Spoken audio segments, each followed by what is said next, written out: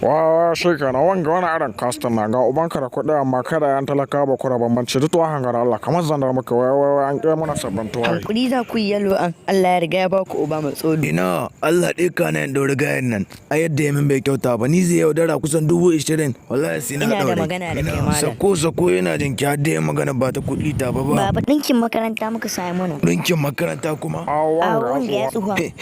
Kaji min yaran zamani wanga ɗinki na ko gidan shugaban ƙasa na shiga da shi ina ku bari sai wata shekara. Oh my God.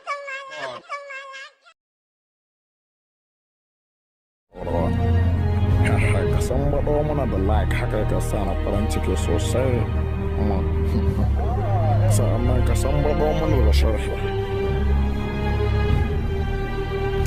Kuma ai shi yare muna godiya sosai. Tun ɗaya kokore.